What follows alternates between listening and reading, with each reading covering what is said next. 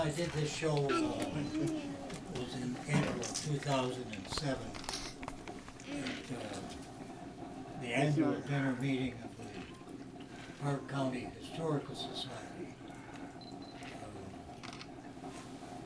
Jim Meese, local politician, he's one of the county commissioners. He's also president of the Park County Historical Society. And after the dinner, he introduced me, and he got up and he said, our speaker tonight is, everybody knows Bob Shore. Okay, so read it together. Read it together, Olivia. So I was on the other side of the room, which was my performance area, and I got up and said, well, first off, I want to thank you for that fine introduction. And that, of course, sent everybody up. And Jim started to stammer and apologize. I said, no, I'm serious. I mean, listen, I've been introduced before. I remember one time a fella introduced me, well, he pointed over to me and he says, I don't know nothing about this here fella. Well, that is, I only know two things about him. One, he ain't never been in jail. And two, I don't know why. Actually, I got that line from a fellow named Mark Twain. Before the evening's over, I might get a couple more lines from that fella. He's public domain, you know. Well, anyway, actually, Jim Meese kind of reminded me of my grandpa. Now, my grandpa, that's on my mother's side. Well, he used to farm up to the north end of Vermilion County, and amongst other things, why, well, he raised sheep, and he was a fine old fella too. I mean, he was just a lot of fun. I remember one time he bought a prize old ram from a fellow named Smith down in Putnam County, and we went down there to get him in the pickup. Well, he took me along. Only about 12, I think. So, anyways, we went down there. We got the old ram loaded up, and we brought him on home. Well, we drove straight out to the meadow, and when we got out there and we turned down that old ram loose, he took off like 60 through that meadow, right up to the top of the little hill there. Well, Grandpa stood there for a minute, admiring his new purchase, and it really was a fine-looking ram. And as I say, he stood there and he admired his new ram for a while. Then he turned and he started back toward the pickup and accidentally dropped a dime. So he's all bent down like this, trying to locate that dime, and as I say, the ram is up there atop the hill, and Grandpa ain't paying him no mind, because, well, he's concentrating on recovering that dime. So he's been all down like this, and you can bet your boots that old ram is paying Grandpa some mind. He's all been down like this, bumping around in the grass, and he's,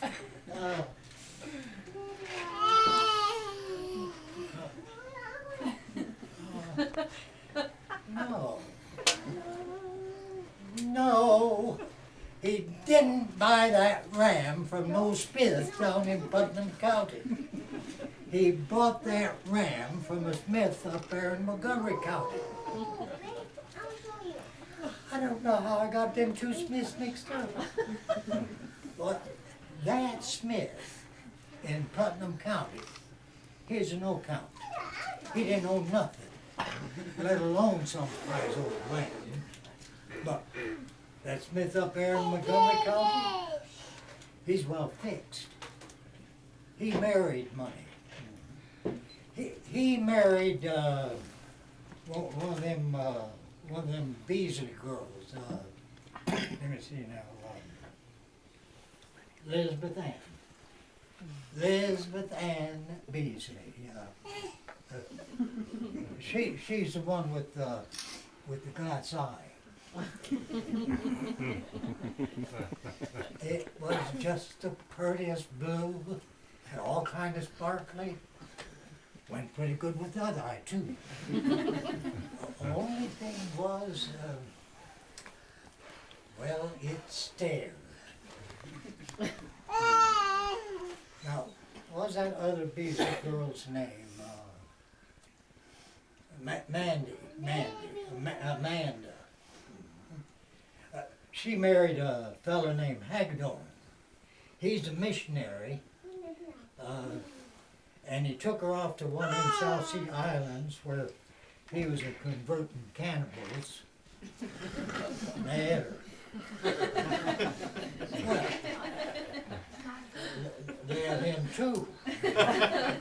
But that's a mistake, they said. They said ordinarily they don't eat the missionaries. But in his case, they just didn't know. So it's purely an accident. Now, you know that ain't true. Because there ain't no such thing as an accident. Whenever anything happens, it happens because it's planned. Just so. And always for some good purpose. Now, we don't always know what that good purpose is. Well, like the case of two missionaries being at. But you can bet your boots, when everything happens, people call accident, it ain't no accident. It's a special providence. But you take the case of my Uncle Lemney's dog.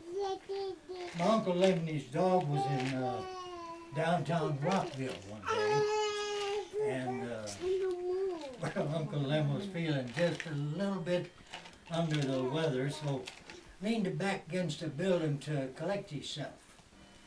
Right next to a big high ladder. You see, there's a Irishman doing some brickwork up on the third story of the bank building. And he went up that ladder carrying a hod of bricks.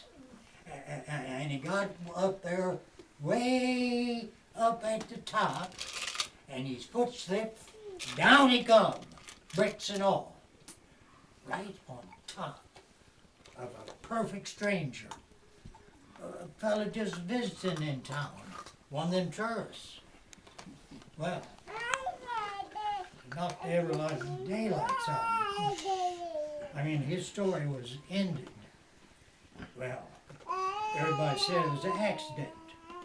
Tain't no accident, says Uncle Lem. It's a special providence, and its purpose was save the Irishman. Special providence, everybody said. What about the dog? The dog was there. Why did he fall on the dog? The answer's obvious. A dog can't be trusted to carry out no special providence. He's too alert. The dog would have seen him coming. And especially a fine dog like that dog of Uncle Lem's. Uncle Lem got that dog from a fella named Wheeler. This Wheeler was an inspector in a carpet factory down around Greencastle. And the story is, one day, Wheeler was kind of letting his mind wander, daydreaming, well, not paying attention. And the machinery made a snatch at him, and before you could know it, he was meandering all over that factory, from the garret to the cellar. And the rate so fast, you couldn't even see him. All you could do was hear him as he went by. Well, as you might imagine, a fella can't go through an experience like that and come out the same way he was when he went in. Wheeler was wove up into 39 yards, best three-ply carpet. Now, the widow was sorry. I mean, dreadful sorry. I mean, well, you know, she loved him, and she wanted to do the best she could for him under the circumstances, which, well, was unusual. So she took the whole piece. I mean, she bought the whole 39 yards. Now, she wanted to give him a proper burial, but she couldn't bear to roll him up. So, she looked around for a tunnel that she could put him in, but there's no tunnels available. So finally she had him boxed up in a great big beautiful box. And she had that box put on a pedestal 20 feet high. Economical, you see. It was grave and monument all at once. You could see it from everywhere. And on that box she had painted in great big beautiful letters, to the loving memory of 39 yards, best three-ply carpeting, containing the mortal remainders of Millington G. Wheeler. Go thou and do likewise. That's enough of that. I think I ought to pause here to tell you all this stuff you've been hearing come, well, more or less from that fellow Mark Twain. And while I'm about it, confessing that is, I think I ought to tell you I don't really talk like this. I guess. You know,